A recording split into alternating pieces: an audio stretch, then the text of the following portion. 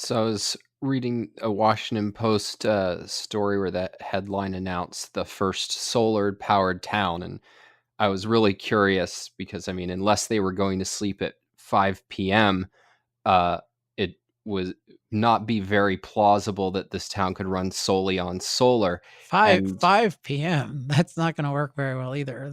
The angle of the sun is not going to be too hospitable. But anyway, yeah, continue. yeah, and so I looked into it a bit, and turns out it's a town of called Babcock Ranch. About 400 people live there in Florida, and the bunch of the town buildings have solar panels, and but the major thing is that they have this solar field that's apparently has the power to energize and capture enough energy to power 15,000 homes.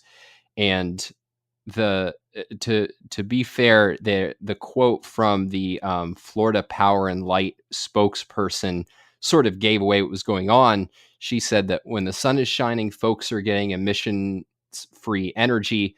We can't say exactly where the electrons go, but they're going to Babcock Ranch and beyond. So what's really happening is that this solar field is actually going into this whole Florida Power and Light grid, and that is how residents of this town are actually getting their energy. And so I went and looked up the Florida Power and Light grid, and that is 70% natural gas, 23% nuclear, 4% coal, 3% purchase power, and at least as of December 2016, which is their latest numbers, no percentage of solar. So if you look at the specific numbers in terms of capacity, there's 22,305 megawatts of capacity um, for that entire grid.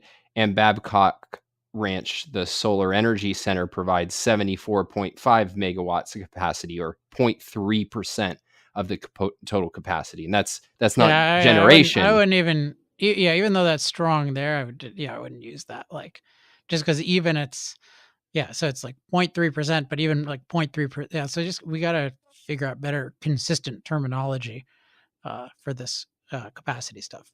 Yeah. So But basically, the bottom line is that this is a town that has spent a lot of money on solar panels that actually don't give it any usable energy. yeah,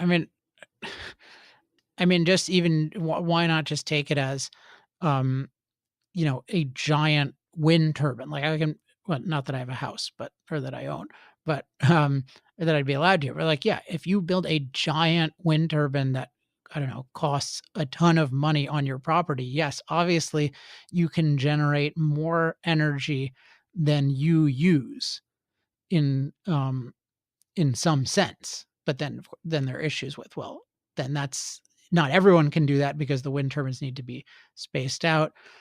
So it's just this it's sort of a caricature of the opposition and a caricature of themselves because the whole idea is no, the question is, can you produce plentiful power on demand using the technology? That's the game. So as I've said before, it needs to be self-sustaining or self-sufficient solar. And if it's not, then yeah, oh great, you can generate a whole bunch of unreliable power that then is a pain for everyone to deal with and doesn't actually solve the problem that you claim you're trying to solve. Stefan, I have a quick technical question, which is just, isn't it wrong to say when they say we can't say exactly where electrons go, but they're going to Babcock Ranch and beyond? Is that really a good description of electricity? I don't think so. So electricity, of course, is very complicated because we are dealing with an electromagnetic field, which doesn't behave like a liquid or a gas or something like that. So it's very difficult actually to you can't measure where the electrons come from and where the charge flows and so on. So it's really you can just think of it as a big pool of some physical unit and then you get a fraction of that. But isn't it the because the idea of this, I think, is people think it's just like electrons are kind of shooting through like drops of water, No, through a pipe. that's not how it works. So they are sort of.